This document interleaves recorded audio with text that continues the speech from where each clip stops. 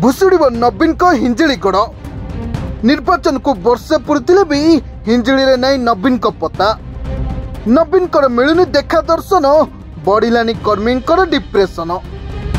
हिंजिली को नवीन करुचंती अणदेखा पछाई गलानी विकास विधायक ही नवीन करुचंती हताश। निज निर्वाचन मंडली रे नवीन कर पड़ुनी पाद। हिंजिली अढ़ाई दशंधि धरी यही निर्वाचन मंडली केबे पराजय होइना नवीन। हिंजिलीवासी 2000 मसीहारू नवीन पट्टनायक को विधायक भावे विजय करि आसुचंती। हेले नवीन कर हिंजिली प्रति नाई प्रेम।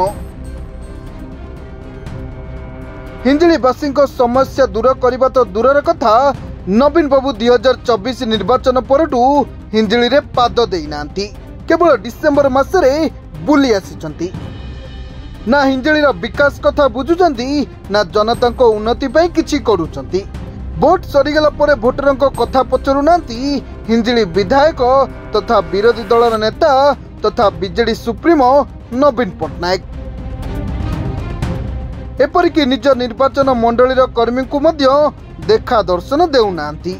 निर्वाचन परठू भुवनेश्वर रे रहउचंती, सचिवों को मध्य भुवनेश्वर रे रखुचंती। हेले हिंजिली को आखि टेरा करी मध्य अनौनांती। जहाकु नै हिंजिलीवासी नवीन को ऊपर असंतोष थिबा बारी होई पडुची। सबुठारु बड़ कथा होउची हिंजिलीर बीजेडी कर्मी मध्य नवीन को हिंजिली गस्त को अनै बसिचंती।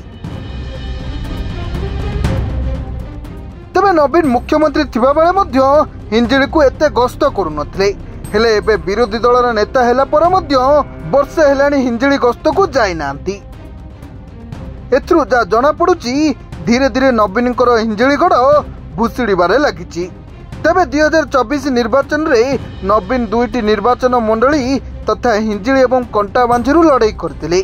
हिंजिली विजय होइतिला बेले कंटाबांझीरू बीजेपी विधायक लक्ष्मण बांकोठू पराजय होइतिले।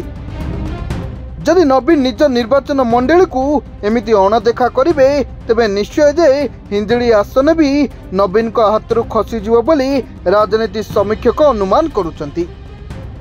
ब्यूरो रिपोर्ट, सरकार न्यूज।